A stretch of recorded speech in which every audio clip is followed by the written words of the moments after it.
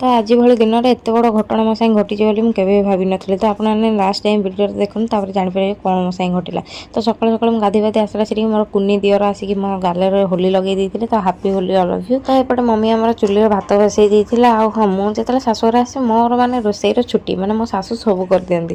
ତାପରେ ମୋ ଭଣଜା ଏଠି ଡ୍ୟାନ୍ସ କରୁଥିଲେ, ତ ତାଙ୍କ ସାଙ୍ଗରେ ଆମେ ଖେଳୁଥିଲୁ। ତାପରେ ମୋତେ ଜଳଖିଆ ଦେଇଥିଲେ ଖାଇବା ଲାଗି। ମୁଁ ଜଳଖିଆ ଖାଇ ଦେଇଥିଲି। ତ ଜଳଖିଆ ଖାଇବା ଭିତରେ ମମି ତାଙ୍କର ଭାତ, ଡାଲି, ଖଟା ଆଉ ବନ୍ଧାକୋବି ଭଜା, ଶାଗ, ଆଉ ବାବା ଆମର ଆଇଁଷିଆ, ତ ତାଙ୍କୁ ସବୁବେଳେ ଆଇଁଷ ଦରକାର, ତ ତାଙ୍କ ପାଇଁ ଅଣ୍ଡା ଭାଜି ଦେଇଥିଲେ। ତାପରେ ଆମେ ସମସ୍ତେ ଖାଇ ଦେଇଥିଲୁ। ତାପରେ ସନ୍ଧ୍ୟାରେ ଆମେ ବଡ଼ ଦିଦିର ମୋର କାମ ଥିଲା, ଯେହେତୁ ଚୁଡ଼ି ଫୁଡ଼ି କିଣିବାର ଥିଲା, ପୁଅର ଆଗରୁ ବର୍ଥଡେ ଆସୁଛି, ତ ସେଥିପାଇଁ ଆମେ ଯାଇଥିଲୁ ମାର୍କେଟ। ତ ଦିଦିଙ୍କର ଆଇବ୍ରୋ ସେଭ୍ କରିଦେଇଥିଲେ।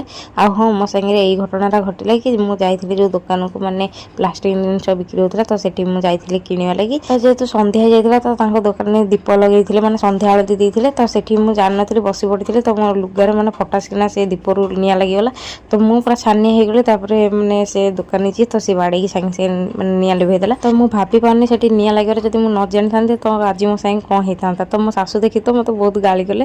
ତ ଏଇ ଚୁଡ଼ି ଆଣିବାକୁ ଯାଇଥିଲି, ତ ଚୁଡ଼ି ନେଇ ଆସିଥିଲି, ତ ରାତିରେ ମେହେନ୍ଦି କରିଦେଇଥିଲି। ତ ଆଜିର ଭିଡ଼ିଓଟି ଏତିକି।